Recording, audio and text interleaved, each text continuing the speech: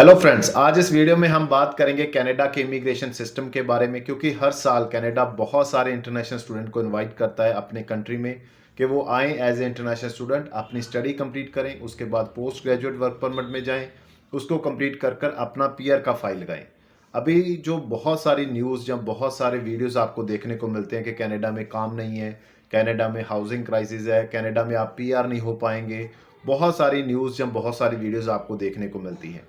आज हम इसी वीडियो में इसी चीज़ को डिस्कस करेंगे कि जो कनाडा का इमिग्रेशन सिस्टम है, यानी कि स्टडी वीज़ा में जो बच्चा जा रहा है, उनको किन मेन पॉइंट्स को माइंड में रखकर अपना जो पूरा पाथ, स्टडी वीज़ा, फिर उसके बाद पोस्ट ग्रेजुएट वर्क परमिट, उसके बाद आपका पीआर का पाथ, वो कैसे आप बहुत आसानी से क्लियर कर सकते हैं। कुछ ऐसा आपसे गलती ना हो स्टार्टिंग में कि आपका जो पीआर का पाथ है वो आपसे दूर होता हुआ नजर आए। इसीलिए इस वीडियो को लास्ट तक जरूर देखना।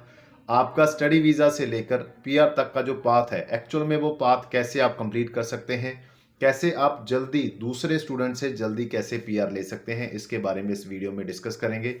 आप सभी से हमेशा की तरह मेरी रिक्वेस्ट रहती है कि हमारे इस यूट्यूब चैनल को सब्सक्राइब जरूर कर लीजिए, क्योंकि जो इन्फॉर्मेशन हम दे रहे हैं वो तभी बच्चों तक पहुंचेगी अगर आप सब्सक्राइब करेंगे, लाइक करेंगे और शेयर करेंगे। और आप सभी से हमेशा की तरह मेरी एक और रिक्वेस्ट रहती है, जो भी फ्रेंड सर्कल में आपके लोग हैं, जो भी आपके फ्रेंड्स हैं जो कनाडा जाने चाहते हैं, उनके साथ हमारी वीडियोस जरूर शेयर करिए ताकि उनको भी इसका बेनिफिट हो सके। सबसे पहले हम इस वीडियो में डिस्कस करेंगे जो कनाडा का इमिग्रेशन सिस्टम है। देखिए, कनाडा का जो इमिग्रेशन सिस्टम है, बहुत सारे कंट्रीज में अगर आप पीआर लेना चाहते हैं, आपका सपना सेटल होने का है।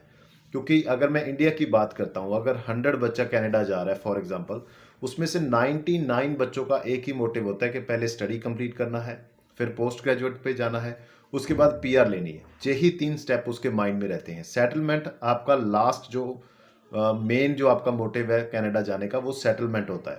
अभी सेटलमेंट के लिए आपके लिए स्टेप्स क्या क्या हैं, किस तरह से आप study visa, post graduate work permit और पीआर तक पहुंचेंगे। अगर मैं 2023 के जो नंबर्स अभी आईआरसीसी ने इशू किए हैं, अगर मैं उनकी बात करता हूं, 2023 में जो टोटल इंटरनेशनल स्टूडेंट को पीआर मिला है बाया कनेडियन एक्सपीरियंस क्लास, वो है 62,410 स्टूडेंट्स। अगर मैं 2022 की बात करता हूं तो 2022 में जो इंटरनेशनल स्टूडेंट थे जिनको कनेडियन एक्सपीरियंस क्लास के थ्रू पीआर मिला था, वो थे 52,740। यानी कि 2022 से 2023 को हम देखते हैं तो जहां पर जो पीआर लेने वाले बच्चे हैं वो 9,670 ज़्यादा हैं 2022 के कंपैरिजन। और 2023 में जो बच्चों को पीआर मिला है वो अभी तक का हाईएस्ट है। यानी कि जो इंटरनेशनल स्टूडेंट पे आए और एक साल में बच्चे पीआर हुए, वो थे 62,410 सिर्फ कनेडियन एक्सपीरियंस क्लास में। अभी दूसरा क्या रहता है कि जब आप पीआर के लिए जाते हो, स्टडी वीज़ा के लिए जाते हो, तो आप एक कनेडियन एक्सपीरियंस क्लास के थ्रू जा सकते हो। एक होता है आपका डायरेक्ट पीआर, उसको हम पीएनपी के थ्रू भी देखते हैं और डायरेक्ट पीआर के थ्रू भी देखते हैं। तो जिन बच्चों को डायरेक्ट पीआर मिला है उनका नंबर है 2023 का 23,180 स्टूडेंट्स, जो 23 में डायरेक्ट पीआर हुए हैं। अगर मैं दोनों को कंबाइन कर लेता हूँ, 62,410 जो कनेडियन एक्सपीरियंस क्लास के साथ पीआर हुए और 23,150 जो अभी आपके डायरेक्ट पीआर के थ्रू हुए, अभी दोनों को मिला लेते हैं तो 85,560 स्टूडेंट्स जो as a international student Canada में एंटर हुए थे, पीआर हुए हैं 2023 में। और टोटल टारगेट जो कनाडा का था वो था 5 लाख लोगों को पीआर देने का। आने वाले 3 सालों में भी 5 लाख ही रहेगा। अभी जो बच्चे जा रहे हैं उनके माइंड में क्वेश्चन आएगा, सर 10 लाख बच्चा जा रहा है और पीआर हो रहा है 1 लाख, तो मुझे कैसे पूरा होगा। पहली चीज़ मैं ये बता रहा हूँ आपको, जो जे बच्चे अभी पीआर हुए ना, जे 5 साल या 4 साल पहले कनाडा में पहुंचे हुए हैं, उस समय जो टोटल स्टूडेंट जा रहा था वो 4 लाख के करीब जा रहा था। और हर साल जो आज स्टूडेंट जा रहा है, वो ऐसा नहीं कि सभी एक साथ ही पीआर होंगे, किसी का स्कोर कम होगा, किसी का ज़्यादा होगा, किसी का कैसे होगा, तो अलग अलग पीआर का रहता है। फॉर एग्जांपल अभी हम पूरा एक सिस्टम देखते हैं कि आपने अगर स्टडी वीज़ा अप्लाई किया है, उसके बाद पीआर तक पहुंचने का आपका क्या प्रोसेस रहेगा। जो बहुत खास है उन सभी पेरेंट्स के लिए जिनके माइंड में जो डाउट रहता है कि हमारा बच्चा पीआर होगा या नहीं होगा। देखिए, सबसे पहले बच्चा स्टूडेंट वीज़ा के लिए अप्लाई करता है। स्टूडेंट वीज़ा के लिए जो अप्लाई करना है, उसमें बड़ी चीज़ एक आपने नोट करनी है कि आपके बच्चे का जो कॉलेज है वो डीएलआई तो होगा ही होगा। क्योंकि ना बहुत सारे कंसल्टेंट आपको क्या बोलते हैं कि आज ये आप देखिए जी, इसका डीएलआई नंबर है। डीएलआई नंबर क्या होता है कि एक ऐसा कॉलेज जो इंटरनेशनल स्टूडेंट को रिक्रूट कर सकता है, उसको एडमिशन दे सकता है। अगर वो नंबर नहीं होगा कॉलेज के पास, फिर तो आपको एडमिशन ही नहीं मिलेगी उस कॉलेज में। तो जिस कॉलेज में भी आपका एडमिशन होगा उसके पास DLI नंबर तो होगा ही होगा, ये कोई बड़ी बात नहीं है। अभी आपने देखना है, क्योंकि आपका जो PR का पाथ है ना, पहले स्टडी वीज़ा कंप्लीट होगा, फिर आपका पोस्ट ग्रेजुएट वर्क परमिट जो सेकंड स्टेप है, फिर आपका होगा PR। अभी अगर आपने ऐसे कॉलेज में एडमिशन ले लिया जिसके पास पोस्ट ग्रेजुएट वर्क परमिट की ऑप्शन नहीं है, तो आपका सेकंड स्टेप कैसे कंप्लीट होगा? जब तक वो कंप्लीट नहीं होगा तब तक आपका PR नहीं होगा। अभी जैसे आपने देखा कि इतने कम बच्चे, क्योंकि बहुत सारे बच्चे पैकेज में चले जाते हैं, बहुत सारे बच्चे ऐसे प्राइवेट कॉलेज में एडमिशन ले लेते हैं जिनके पास पोस्ट ग्रेजुएट वर्क परमिट का ऑप्शन नहीं होता। फिर वो बच्चों का जो पाथ है PR तक का, वो बहुत दूर हो जाता है उनसे। अभी आपने एक ऐसे DLI में एडमिशन ले लिया जिसके पास पोस्ट ग्रेजुएट वर्क परमिट था। अभी पोस्ट ग्रेजुएट वर्क परमिट का जो ड्यूरेशन है वो कितना रहता है? कम से कम 8 मंथ। क्योंकि आपने अगर कनाडा में PR होना है, आपने पोस्ट ग्रेजुएट वर्क परमिट लेना है, तो आपकी मिनिमम स्टडी कनाडा में 8 मंथ होनी चाहिए। अगर आपका कोर्स 8 मंथ से कम का है तो आप पोस्ट ग्रेजुएट वर्क परमिट के लिए एलिजिबल नहीं होंगे। अगर आपने 8 मंथ का प्रोग्राम लिया तो आपको 8 मंथ का पोस्ट ग्रेजुएट वर्क परमिट मिलेगा, 1 साल का लिया तो 1 साल का मिलेगा, 1.5 साल का लिया तो 1.5 साल का मिलेगा। अगर आपका कोर्स, चाहे आपने एक जहाँ से लिया एक वहाँ पर ले लिया, दोनों मिलाकर 2 साल हो जाते हैं, जहीं से आप 2 साल 3 साल 4 साल का कोर्स लेके जाते हैं, तो मैक्सिमम जो आपको पोस्ट ग्रेजुएट वर्क परमिट मिलता है वो मिलता है 3 साल का।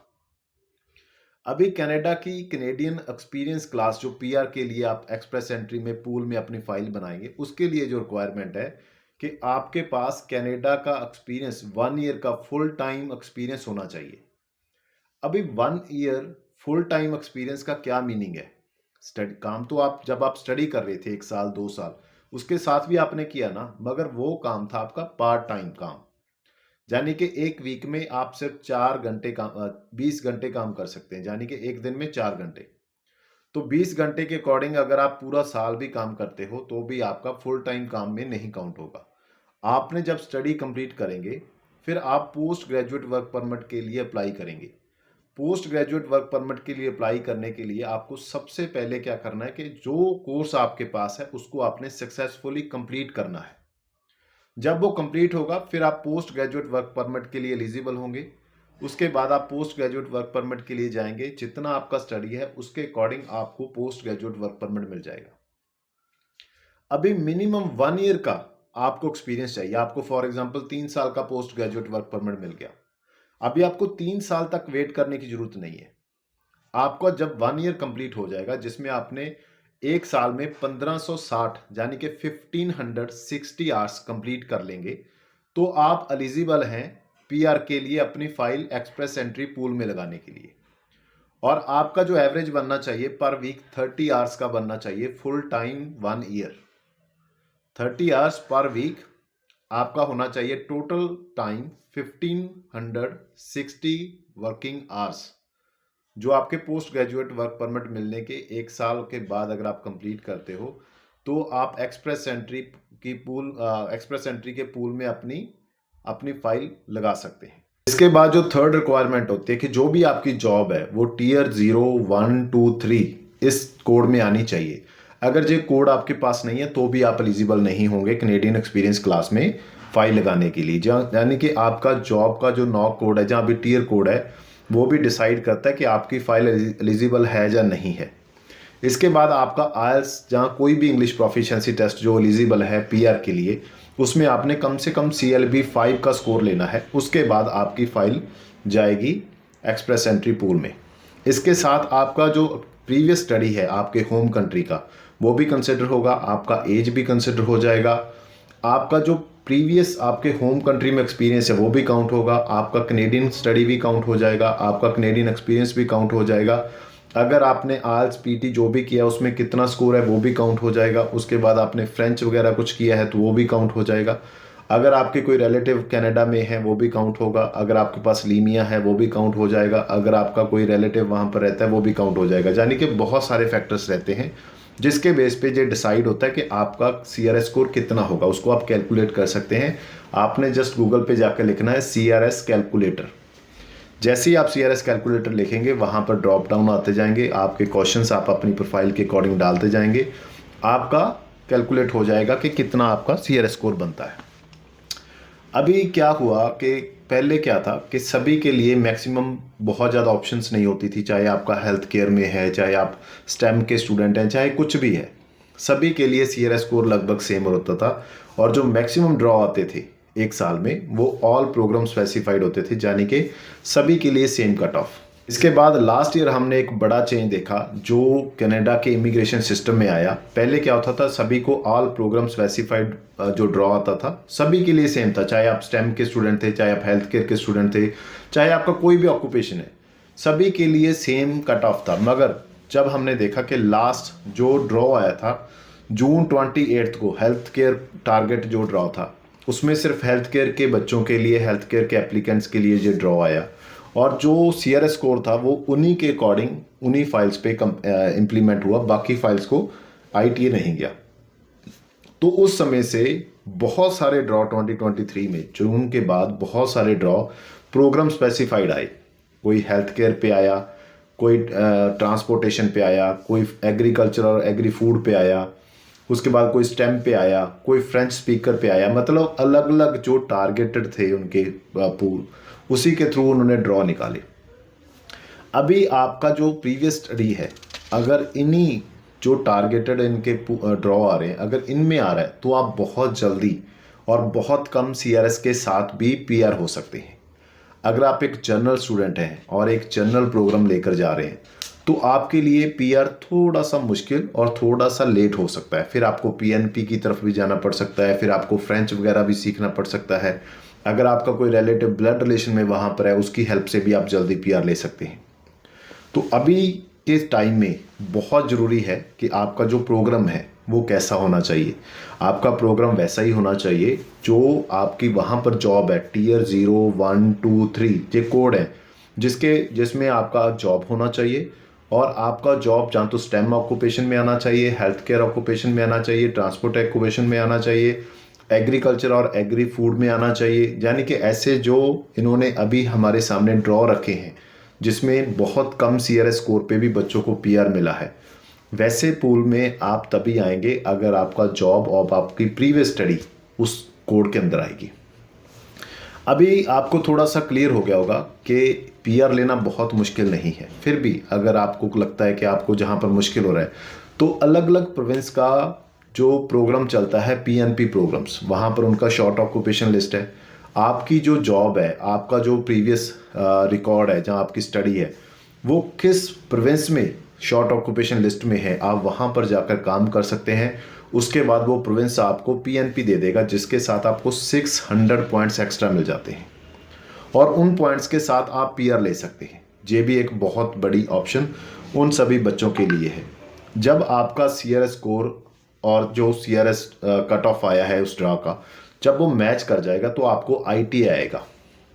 ITA आने का मीनिंग है कि आपको PR के लिए इनवाइट कर लिया है।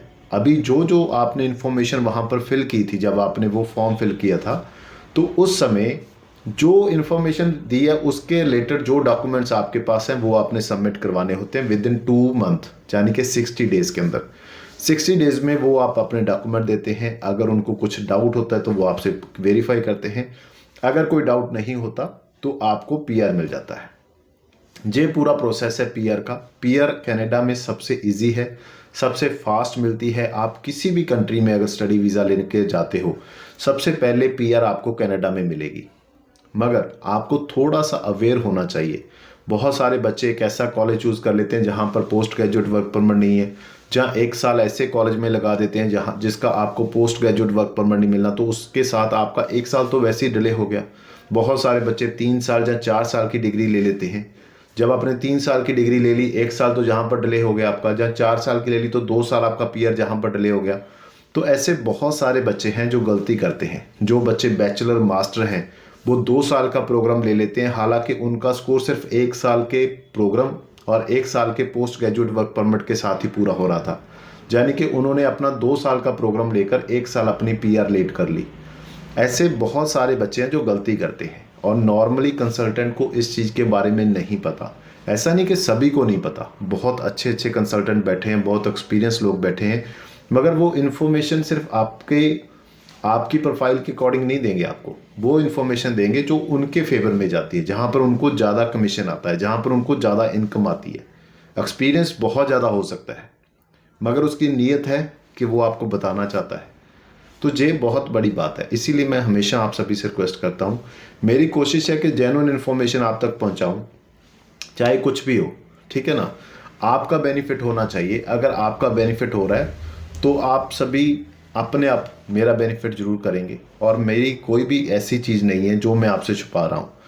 आप सभी से एक ही रिक्वेस्ट करता हूँ, आप हमारे यूट्यूब चैनल को सब्सक्राइब जरूर कर लीजिए, अगर नहीं किया लाइक और शेयर जरूर करें। जे कम से कम फ्री में आप मेरी इतनी हेल्प कर सकते हैं कि ये इन्फॉर्मेशन सभी बच्चों तक जरूर पहुँचे, ठीक है ना। इतना ज़रूर कर दीजिए।